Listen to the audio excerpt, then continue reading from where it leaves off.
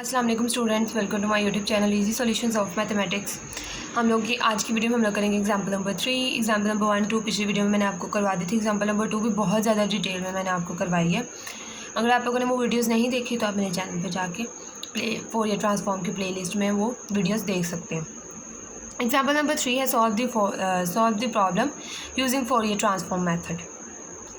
अब आपने देखनी है बाउंड्री कंडीशन। बाउंड्री कंडीशन से आपको पता चलेगा कि इसमें हमने साइन या कोसाइन लगाना है या सिंपल फोरियर ट्रांसफॉर्म लगाना है।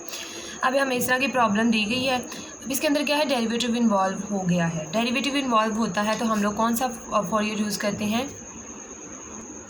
जब डेरिवेटिव इन्वॉल्व हो जाता है तो then we use cosine transform u x of zero, यानी बाउंड्री कंडीशन में जो डेरिवेटिव इन्वॉल्व हो जाए तो हम वहाँ पे कोसाइन ट्रांसफॉर्म यूज़ करते हैं। f of t. The boundary condition such that we take cosine transform with respect to x and the given PDE will be। अब हमने क्या करना है, गिवन जो हमारे पास है इक्वेशन दी हुई है, जो क्वेश्चन है उसके अंदर हमने दोनों तरफ फोरियर कोसाइन जो है उसको अप्लाई कर देना है, क्योंकि हमने कोसाइन ट्रांसफॉर्म करना विद रिस्पेक्ट टू एक्स करना है। एक्स क्यों करना है? क्योंकि एक्स ग्रेटर दैन ज़ीरो है। ज़ीरो से अब हमारी जो x की रेंज है वो 0 से इन्फिनिटी जा रही है, तो x की रेंज 0 से इन्फिनिटी का मतलब है कि हमने x को ट्रांसफॉर्म करवाना है। हमारी बाउंड्री कंडीशन जो है उसमें डेरिवेटिव इन्वॉल्व हो गया, इसका मतलब हमारा कोसाइन ट्रांसफॉर्म लगेगा और अब हमने इसके ऊपर सिंपल अप्लाई कर देना है। और क्योंकि ट्रांसफॉर्म हमने x को करवाना है तो जो डेरिवेटिव जहाँ पे आ रहा होगा विद रिस्पेक्ट टू x हमने वहाँ पे फार्मूला लगाना है और t का डेरिवेटिव हम लोग बाहर निकाल देंगे। सिंपल क्वेश्चन में दोनों तरफ फोरियर कोसाइन ट्रांसफॉर्म जो है वो अप्लाई कर दिया। अब हम फर्दर इसका सॉल्यूशन देखते हैं।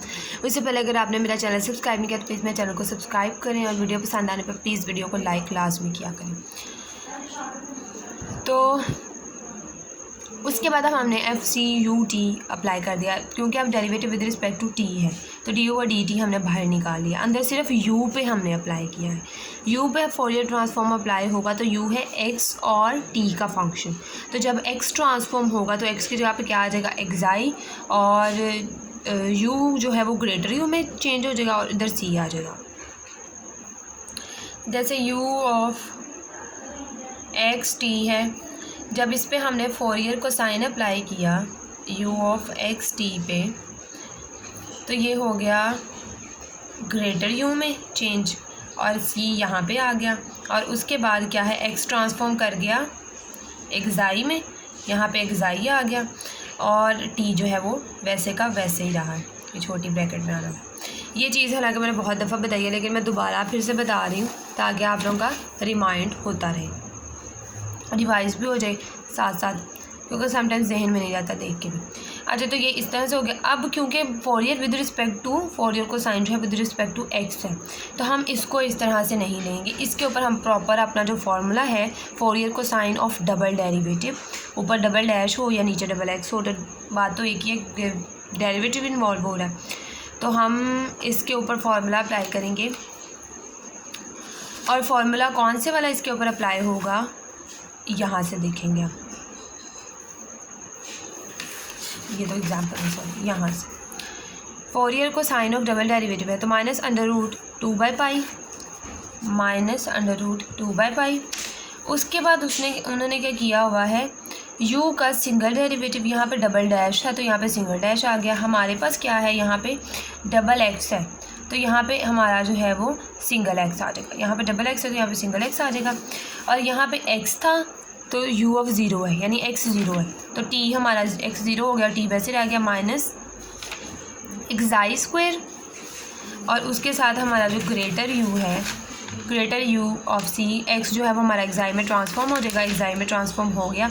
और क्योंकि हमारा इसमें t भी है तो हमने t को भी कर लिया। अब गिवन एग्जांपल के अंदर u ऑफ x0t जो है वो हमारे पास u ऑफ x0t है वो f ऑफ t के बराबर है, तो हमने f ऑफ t यहाँ पे पुट कर दिया। अब ये हमारा कुछ इस तरह से फंक्शन बन गया। अब दोबारा से हमारी वही चीज़ बन गई। यहाँ पे मैंने इक्वेशन लिखी है, जनरल इक्वेशन वो क्या है, this is the linear inhomogeneous DE of order 1।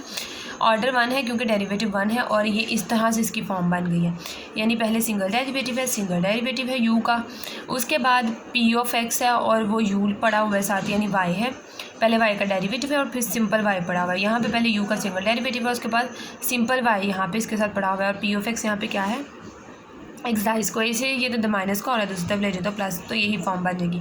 और क्यू ऑफ एक्स की जगह हमारा ये पूरी वैल्यू पड़ी हुई है। तो हम इसको किस तरह से सॉल्व करेंगे कि हम इसका इंटीग्रेटिंग फैक्टर निकालेंगे। इंटीग्रेटिंग फैक्टर हम लोग किस तरह से निकालते हैं कि एक्सपोनेंट की पावर इंटीग्रेशन और पी ऑफ एक्स की वैल्यू जो होती है, तो यहाँ पे पी ऑफ एक्स हमारे पास क्या है, एक्साइज स्क्वायर। ये थी इक्वेशन हमारे पास, ये एफ ऑफ टी है। अब हमने ये माइनस का था, इस तरह दूसरी तरफ करके प्लस का लेंगे। अब ये फॉर्म हमारे पास बन गई है y dash plus P of x y is equal to Q of x.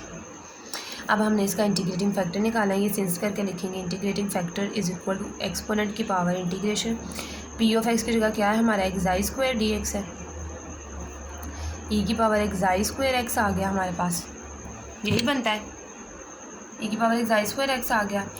तो ये हमारा इंटीग्रेटिव। अब हमने इसको दोनों तरफ जो है वो मल्टीप्लाई करवा रहे हैं।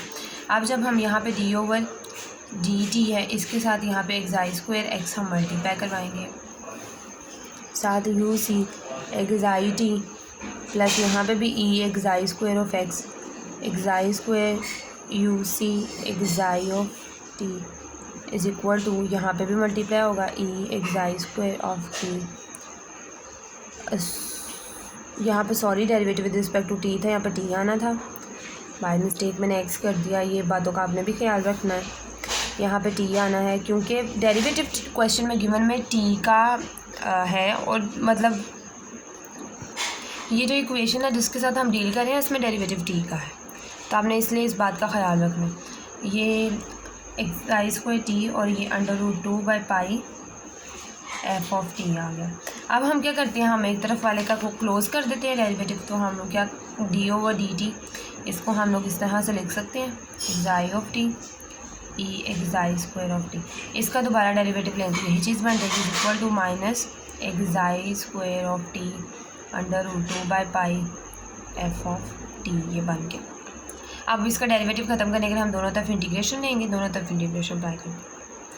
अब यहाँ से देखें, अब जब हमने दोनों तरफ इंटीग्रेशन अप्लाई की है, इसके दोनों तरफ इंटीग्रेशन अप्लाई की, इधर से डेरिवेटिव ख़त्म हो गया, ये यू सी एक्सपोनेंट की पावर एक्साई स्क्वायर टी बच गया। इधर से हमारे पास ये पूरी चीज़ जो है इसके ऊपर इंटीग्रेशन अप्लाई हो गई, ये कांस्टेंट वैल्यू बाहर आ गई, इंटीग्रेशन अंदर अप्लाई होगी, प्लस कांस्टेंट ऑफ इंटीग्रेशन आ गया हमारे पास।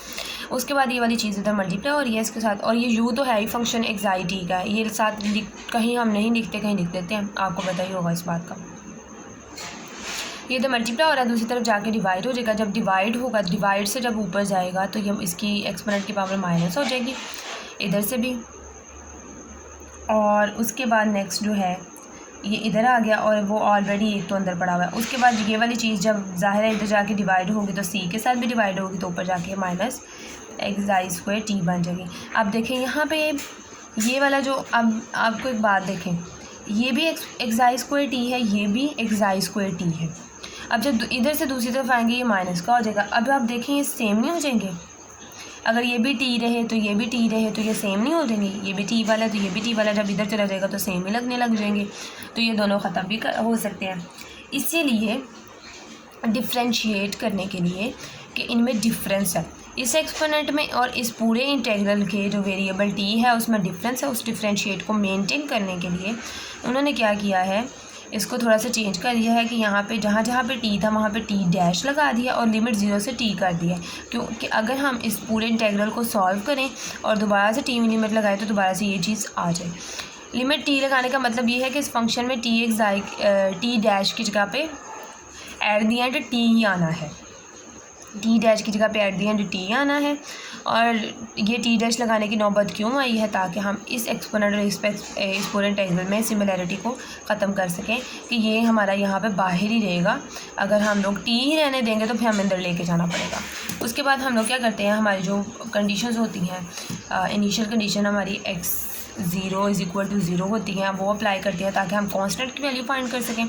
इसके ऊपर जब हम फोरियर अप्लाई करेंगे तो x जो है वो हमारा एक्साइम, फोरियर अप्लाई करेंगे इसके ऊपर तो ये ग्रेटर u, और फोरियर को साइन है तो ग्रेटर यू सी, एक्स की जगह पे एक्साई और 0। ये देखें, इस पर जब फोरियर अप्लाई होगा तो एक्स की जगह पे एक्साई आ जाएगा, 0 की जगह पे 0 आ जाएगा, क्योंकि फोरियर को साइन है तो यहाँ पे सी आ जाएगा और इक्वल टू 0 ही रहेगा। Applying this condition to obtain c is equal to 0। अब ये देखेंगे, ये है हमारे पास सारा फॉर्मूला और ये है हमारे पास कंडीशन जो हमने अप्लाई करनी है। अब हमने क्या करना है, टी की जगह पे 0 अप्लाई कर देना है, यू ऑफ सी आ जाएगा यहाँ पे एक्साई 0, जहाँ जहाँ पे टी है वहाँ वहाँ पे क्या होगा, 0 आ जाएगा, ई की पावर 0 हो जाएगी, 0 से 0 F of T dash e की पावर माइनस, ये तो टी डैश है ना तो इन पर अप्लाई नहीं होगी, यहाँ पे भी टी डैश आना है, टी डैश प्लस सी ई की पावर 0। अब देखें, इस पूरे इंटेग्रल में आपको ज़्यादा परेशान और कंफ्यूज होने की तो ज़रूरत नहीं है, क्योंकि टी था ऊपर, तो जब टी ही 0 पुट हो गया तो एक इंटेग्रल जो 0 से 0 पे जा रहा है उसके अपर लिमिट भी 0 है, लोअर लिमिट भी 0 है, तो इसका मतलब वो पूरी वैल्यू को 0 कर देगा। इसकी जगह पे हम क्या पुट कर देंगे, इसकी जगह पे हम इसकी वैल्यू पुट कर देंगे जो कि 0 है, 0 इज इक्वल टू ये पूरा 0 प्लस सी के साथ क्या, ई की पावर 0 वो 1 होती है, तो सी, तो यहाँ पे क्या आ गया, C is equal to 0, C is equal to 0 आ गया, तो इसका मतलब हमारे पास ये वाली चीज़ ख़त्म हो जाएगी, ख़त्म, तो ये हो जाएगा U of C xi T is equal to minus under root 2 by pi e की power minus xi square T 0 से T F of T dash e की power minus xi square T dash T T dash, ये सारा हमारे पास जो है वो बच गया, ये आ गए। शायद वो आपको पहले नज़र नहीं आ रहे थे स्टेप, वो मेरा थोड़ा नीचे था, मैंने देखा नहीं। अब देखें यहाँ पे सी जो है वो 0 आ गया और ये बच गया। अब हमारे पास ये वाला पूरा इंटीग्रल बचा था। अब इसके अंदर ये देखें, ये भी एक्सपोनेंट है, ये भी एक्सपोनेंट है, टी के फंक्शन। अब क्या हम इन्हें इकट्ठा कर सकते हैं, बेस सेम हो तो पावर्स क्या हो जाती हैं, ऐड। अब यहाँ पे एक मिस्टेक थी छोटी सी, वो ये कि एक्सपोनेंट का यहाँ पे पावर आनी थी माइनस एक्साई स्क्वायर, जो उन्होंने प्लस की भी, और यहाँ पे प्लस आना था, उन्होंने माइनस की हुई है ऊपर, यहाँ पे प्लस आना था, ये कर दिया।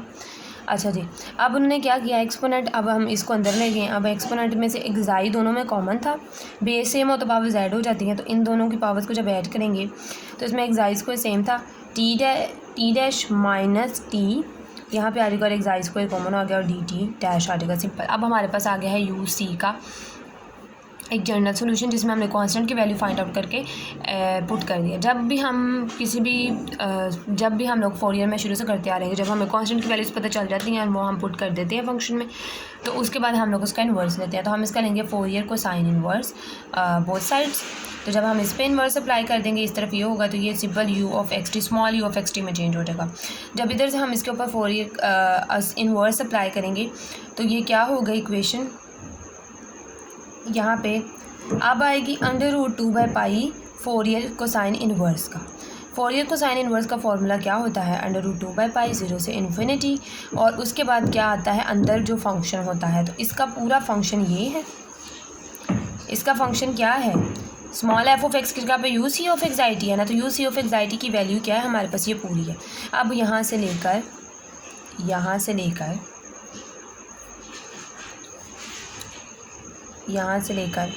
यहाँ तक सारी की सारी जो है वो स्मॉल एफ ऑफ एक्स की वैल्यू है। ये मैंने और थोड़ा सा, और क्योंकि इन्वर्स है तो यहाँ पे डी एक्साई आ गया, ये सारा आ गया। अच्छा, यहाँ पे भी माइनस नहीं लगा, यहाँ पे भी आप माइनस लगा लें, ये माइनस फॉर्म लगा। अब ये बन गया। उसके बाद उन्होंने कहा क्या है, changing the order of the integration, order of the integration change की है, नथिंग एल्स, और कुछ भी नहीं किया।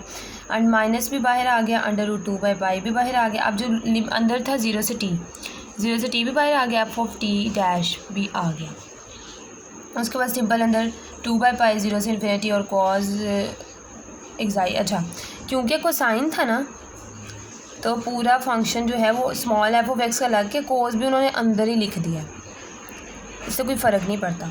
कोस को चाहे आप लोग इसके बाद लिख दें, इस पूरे फंक्शन के बाद, इस पूरी वैल्यू के बाद लिख दें, चाहे पहले लिख दें, कोस भी आ गया। अब तो उन्होंने कोस और एक्सपोनेंट को सिर्फ रीअरेंज करके अपनी मर्ज़ी से अलग लिखा हुआ है और कुछ भी नहीं किया। नीचे दो लाइन दी है, where the integral in the square brackets in the cosine Fourier transform of the function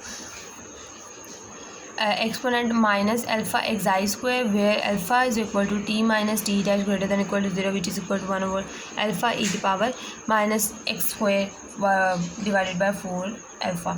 अब वो कह रहे हैं कि वेयर के इन्होंने जो अंदर ब्रैकेट, जो स्क्वायर ब्रैकेट के अंदर पूरा फंक्शन बना दिया है, वो किसका है, वो है cosine Fourier transform of the function exponent की power minus alpha xi square है। ये इसका फंक्शन उन्होंने बना दिया। इस पूरी चीज़ का एक्सपेरिमेंट के बारे में माइनस अल्फा स्क्वायर का फोरियर कोसाइन इन्होंने अंदर बना दिया, क्योंकि फोरियर कोसाइन का फॉर्मूला ये होता है √2/π0 सारा dxi, जिसके अंदर उन्होंने कहा अल्फ़ा जो है वो t माइनस टी डैश है, यानी जो t माइनस टी डैश है उसकी जगह अल्फ़ा आ जाए तो ये उसका ही फोरियर कोसाइन बन गया। सिंपल, और कुछ भी नहीं बताया हुआ। ये एक एक्स्ट्रा स्टेप था जो उन्होंने कर दिया था, आप लोग भी कर लें, इसमें कोई है नहीं। वैसे हमारा असल क्वेश्चन तो था यहाँ पे एंड हो चुका है। होपफुली आप लोगों को अंडरस्टैंडिंग होगी। मैं पूरी डिटेल में समझाने की कोशिश करती हूँ कि आप लोगों को अच्छे तरीके से समझ आए, कोई स्टेप रह ना जाए। छोटी से छोटी चीज़ भी मैं दोबारा बता देती हूँ। अब जो हमारी एक ही एग्जाम्पल रह गई है, इसकी एग्जाम्पल नंबर 4 जो है वो हम नेक्स्ट वीडियो में करेंगे इंशाल्लाह। और अगर अभी तक आपने मेरा चैनल सब्सक्राइब नहीं किया तो प्लीज़ मेरे चैनल को सब्सक्राइब करें और मेरी वीडियो को लाइक करके प्लीज़, मोटिवेशन होती है ये आप लोगों की तरफ से हमारे लिए। तो चैनल को सब्सक्राइब करके वीडियो को लाइक कर दिया करें और अपने फ्रेंड्स के साथ भी शेयर कर दिया करें। Thank you so much.